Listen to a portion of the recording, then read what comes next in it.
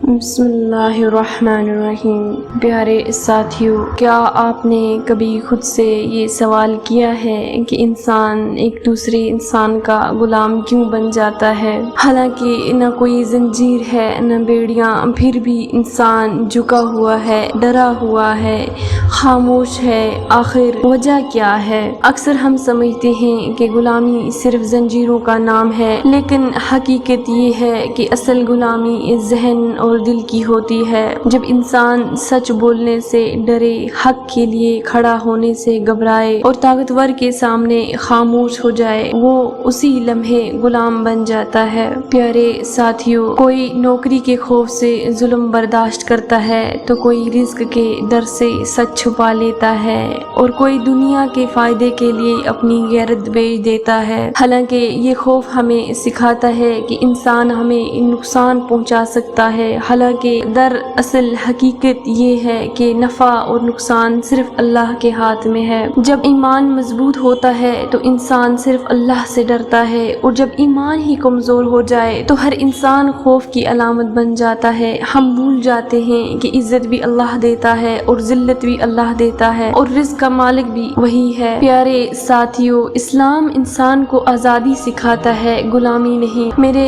پیارے ساتھیو، حضرت عمر رضی اللہ عنہ کا وہ تاریخی جملہ یاد رکھیے، تم نے لوگوں کو کب سے غلام بنا دیا، حالانکہ ان کی ماؤں نے تو انہیں آزاد جنا تھا۔ اسلام کا پیغام واضح ہے، صرف اللہ کا بندہ بنو، کیونکہ جو اللہ کا بندہ ہوتا ہے وہ کسی انسان کا غلام نہیں ہوتا۔ آج کا انسان تو سوشل اسٹیٹس کا غلام ہے، لوگوں کی رائے کا غلام ہے، اور دنیا کے نظام کا غلام ہے۔ پیارے ساتھیو، ہم وہی کرتے ہیں جو لوگ پسند کریں، ہم وہی بولتے ہیں جو ہمیں محفوظ رکھے، اور یہی سب سے خطرناک غلامی ہے۔ آزادی کا ایک ہی راستہ ہے، اللہ پر مکمل بھروسہ۔ جب انسان یہ مان لے کہ میرا رب کافی ہے تو پھر کوئی انسان اسے جھکا نہیں سکتا، اور جو اللہ کے سامنے جھک جاتا ہے وہ دنیا کے سامنے سرخرو ہو جاتا ہے۔ پیارے دوستو، میری بات یاد رکھیے گا، انسان کا غلام نہیں بنتا بلکہ اپنے خوف کا غلام بنتا ہے، اور جس دن دل میں اللہ کا خوف آ جائے اسی دن انسانوں کا خوف ختم ہو جاتا ہے۔ اصل آزادی